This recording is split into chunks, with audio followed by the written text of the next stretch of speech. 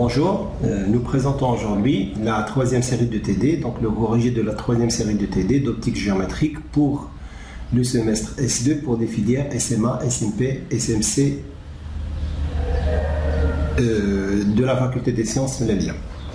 Alors, le premier exercice concerne les propriétés de réflexion d'un miroir plan. Le deuxième, ça va concerner aussi donc le miroir plan avec l'application d'un rétroviseur. Le troisième, ça va concerner les miroirs sphériques et les propriétés concaves et convexes. Et enfin, un quatrième exercice sur l'application du dioptre plan.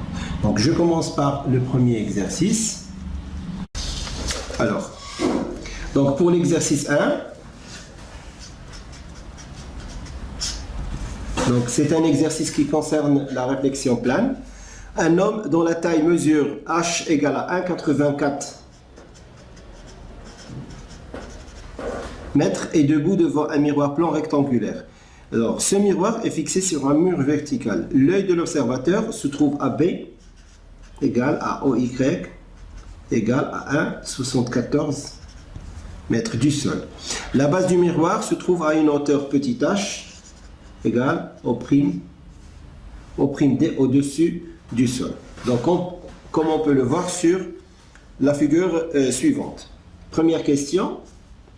On demande de déterminer la hauteur h maximale pour que l'on voit ses pieds, application numérique. 2. Comment varie cette hauteur en fonction de la distance petit d de l'œil au miroir. Et troisième question. Quelle est la hauteur minimale d'essai du miroir nécessaire pour que l'on puisse se voir entièrement de la tête jusqu'aux pieds et faisant une application numérique. Premièrement, je commence par représenter sur une figure la disposition de l'observateur. Donc, je prends un axe vertical et je pointe O et A. Je suppose que l'observateur, il est quelque part comme ça. Je prends donc un miroir un peu plus loin, vertical, sur le plan parallèle au plan passant par l'axe OA et j'obtiens bien évidemment son image qui est symétrique par rapport au plan du miroir et que se trouve de ce côté.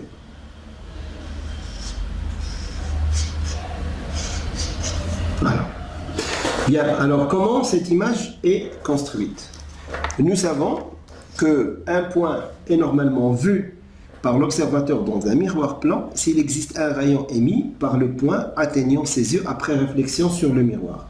C'est-à-dire que si j'ai les yeux qui se trouvent en cette position Y et que je veux observer mes pieds, il faut absolument que les rayons qui arrivent des pieds par rapport à une normale soient réfléchis sur les yeux. Et dans ce cas, si je veux trouver l'image de haut par rapport au plan du miroir, je n'ai qu'à utiliser les propriétés du miroir plan et donc j'aurai haut, en ce point j'aurai O' et en ce point les pieds, qui est une image virtuelle et donc l'observateur, il va voir des rayons qui semblent provenir de O'. Je suppose que en Y, j'ai les yeux. Alors, la question est de calculer ces distances. Alors, je remarque que si je prends le point C sur l'extrémité ici et le point D sur l'extrémité inférieure, je cherche la hauteur H qui est maximale. Alors, je remarque que le triangle YOD est un triangle isocèle. Si le triangle est isocèle, c'est-à-dire j'ai obligatoirement la perpendiculaire au plan du miroir qui divise YO en deux. Et dans ce cas, j'ai besoin au moins de la distance H qui est égale à OY sur 2, c'est-à-dire à 0,87 mètres. Donc la hauteur maximale, c'est 0,87 mètres. Et dans ce cas, j'aurai une image donc virtuelle et si mes yeux sont en Y, j'aurai l'impression de voir les rayons provenir du point O'. Et le point O', qui est une image virtuelle de mes pieds, je vais les intercepter. Donc la réflexion sur le miroir m'impose à ce que la hauteur soit au moins égale à YO sur 2. Alors la deuxième question. Comment varie cette hauteur en fonction de la distance T de l'œil au miroir? Eh bien, je vois que la distance, que la hauteur H, c'est une constante et ne dépend pas de T. Troisième et dernière question. Quelle est la hauteur minimale d'essai du miroir nécessaire pour que l'homme puisse se voir entièrement de la tête aux pieds et faire une application numérique? Alors, je reprends les calculs. Alors, pour la hauteur minimale d'essai du miroir, donc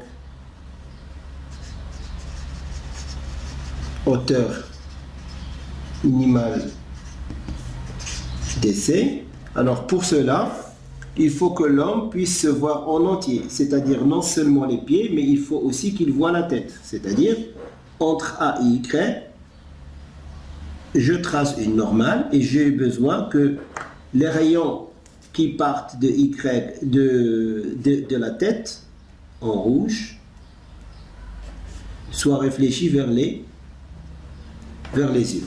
Et donc, le point C va me permettre de voir la tête, le point D va me permettre de voir les pieds. Et dans ce cas, CD, c'est la taille minimale du miroir, me permet de voir les pieds, du pied jusqu'à la tête. Donc, je vais observer la personne en entier. Maintenant, pour les calculer, regardons la construction géométrique. Si je prends le point A' ici, le point A seconde ici, O seconde, O', D, C, A, Y et O.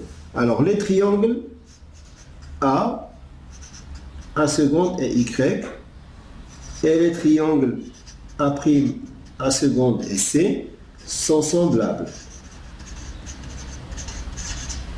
Alors pour ces triangles, j'ai CA' sur A' seconde égale à YA sur A seconde. Mais j'ai A seconde égale à 2 A' seconde. Donc je peux déduire que CA'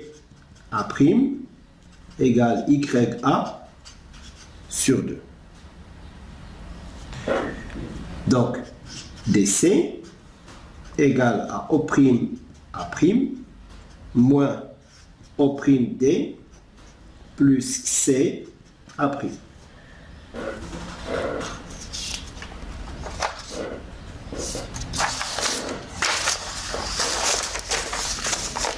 Ce qui fait que DC est égal DO' plus O'O plus OC. J'ai utilisé la relation de Schall, ce qui veut dire moins O'D, donc j'ai inversé pour le signe, plus O'A' plus A'C plus A'C.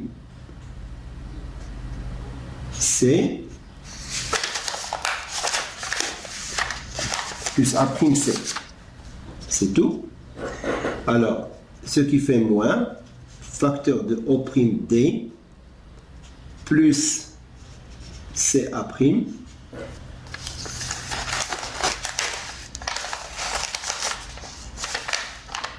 plus OA, c'est-à-dire moins, cette valeur c'est égal à H sur 2 plus H, ce qui veut dire H sur 2, et H sur 2 c'est 1, d'après l'énoncé, c'est 1,92, il me semble, 1,84 sur 2, c'est-à-dire 0,92 mètres. Donc, la taille minimale du miroir à acheter, c'est 0,92 mètres. Donc, DC est égal à 0,92 mètres. Voilà.